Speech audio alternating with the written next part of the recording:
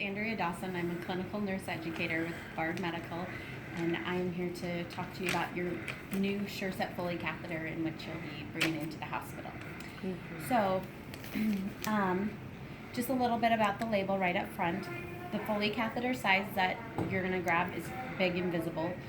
Also, all of yours will be a Foley catheter bag, with the exception in your intensive care unit, you're going to have temp sensing catheter, which will be indicated with, it'll say temp with a pink thermometer. StatLock is a securement device that's maintained in all of your Foley catheter kits. And then right here are the CDC guidelines on which patients qualify or fit the guidelines for having a Foley catheter in place. So if you look at those, that being patient has acute urinary retention, the need for accurate urine output measurements, use for selected surgical procedures to assist in the healing of open sacral or perineal wounds, prolonged immobilization, and end-of-life care. So if your physician is ordering anything, a catheter for anything outside of these reasons, question the physician. There's better alternatives like a condom catheter, in and out catheter, something better than putting in a long-term indwelling catheter. So when you first get into this tray, you'll see a couple things. You have your directions for use on how to insert a Foley catheter. You also have directions for use on how to obtain a urine sample. You have a patient education card, is in English and in Spanish. For anybody who doesn't speak English or Spanish, you can get on the bard.com website, and there's 23 other languages that this education card is printed in. The very first thing it says is ask your healthcare provider each day if you still need the catheter in place. The reason that's so important is that each day a Foley catheter is in place, it's a 5% increased risk of the patient developing an infection. So it's very important to get that catheter out as quickly as possible when appropriate for the patient. Right here, your facility is requesting that you date, time, initial, and department in which it was placed, and place this Foley catheter sticker on the back of the bag. It's also a really nice big gleaming sticker to remind you to look down while you're giving bedside report to say, oh my gosh, this catheter has been in for a week, Mrs. Smith is going home tomorrow. It's really important to get that out as quickly as possible. Probably should have got it out a couple days ago. So just a really nice reminder, since it's challenging for us to go back and search through our charting. So right here is our pericare. So when you get into this pericare, you want to make sure you're grabbing your regular blue gloves, your clean gloves, and we're going to clean the patient with the Castile soap towelettes. There's 3 Castile soap towelettes in here in which to clean the patient. If your patient's heavily soiled, severely obese, or labor and delivery, I know you don't see them here, you never know, right? But those patients may require a little more cleaning. CDC recommends soap and water cleanse for those patients. But for the rest of the patients, we have the Castile soap towelettes in here, and this should be plenty. So once we're done cleaning the patient, we're going to remove our blue gloves, and now we have hand sanitizer to re-sanitize our hands. So right here it says flip over. You want to make sure to aim down towards your hands and have clean hands. So now that I have clean hands, I can get into the tray. If you look at this tray, it's very easy. There's all the step-by-step instructions on how to insert a Foley catheter. So you want to orient towards the patient and follow the steps. So step 1, open the CSR wrap. 2, don the sterile gloves. 3, place the underpad. 4, the fenestrated drape. And 5, follow the instructions that are etched into the tray. The reason our engineers put so much emphasis on labeling this is because they realize that every nurse inserts a Foley catheter different than the last based on their year's experience, where they work in a hospital, who their preceptor was, how recently out of nursing school. So it's really important to make sure we decrease variation and every nurse is inserting the Foley catheter in the same manner as last. So with that being said, based on any experience you have with putting in a Foley catheter, forego any of that when you go to set up this Foley catheter tray and follow the steps. So when you go to get in this tray, you want to make sure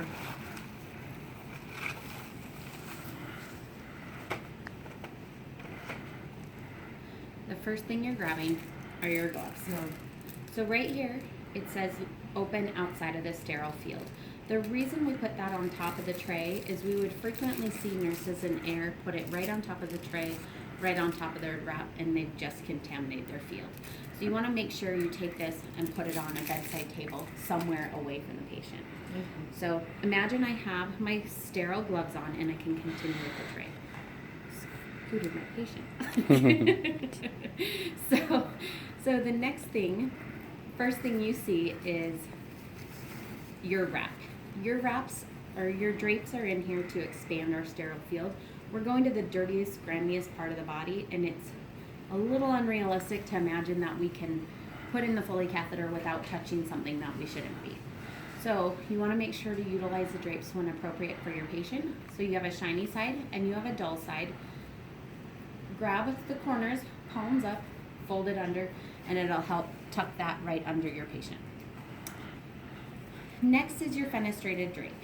This works very conveniently for our male patients and 50-50 for our female patients. If it's not going to work appropriate for your patient, don't utilize it. You know as a nurse what's appropriate for your patient. But just know what its intentions are for, is that it's intended to, again, expand your sterile field. So when you go to continue with this tray, we've gone through those set of instructions, and number 5 said follow the instructions. So here's your next step. So it says 1, open the iodine, 2, pour the iodine, 3, attach the water syringe, 4, lubricant in the trough. So again, 1, open the iodine, 2, pour the iodine on, 3, attach the water syringe. When you attach this water syringe, you want to make sure you're not pre-testing the balloon. Yeah. If you pre-test the balloon and you, on a silicone catheter, if you inflate the balloon and rapidly deflate the balloon, you can get cuffing and ribbing on the tip of this catheter, which may lead to urethral trauma during insertion. So you want to make sure you don't pre-test the balloon. So remove the blue sheet. And step 5 is dispense lubricant. So we're going to dispense lubricant into the trough and then lay our catheter inside of the trough. So if you see, we've gone through the 4 steps that's intended for setting up the tray appropriately. Once we're done with those 4 steps, it's now time to put our hand on the patient. So right over here in the right-hand corner, you'll see steps 5, 6, and 7. So 5, retract the genitalia with the non-dominant hand. 6, prep the patient with the swabs with the dominant hand. 7, insert the catheter and inflate the balloon with the dominant hand. So at this point, I'm now ready to put my hand on, I call the point of no return. So there's no reason you need to bring this hand off your patient and contaminate your tray. So when we go to clean the patient, we take 1 swab from 1 swipe from the top to the bottom. We're gonna start on the side furthest, nearest, and straight down the middle. So with the first swab, we're going to go from the top to the bottom and toss the swab, top to the bottom, toss the swab, top to the bottom, toss the swab. You want to make sure with your dirty swab, you never bring it back on and set it on your sterile field, never put it back in your trough because you've just contaminated everything. So make sure you have your garbage, something set up appropriately for tossing up your drapes. The next thing, you want to make sure you grab your catheter and get a nice close grip on it. I see a lot of nurses come back too far, and that's going to be a hard time getting the right insertion location, and also you could risk touching something you're not supposed to. So get a nice close hold on this and insert the catheter. When you insert the catheter on a female patient, you want to insert until you get urine and advance 1 inch further. On a male patient, it's very important to make sure you go all the way to the bifurcation hub.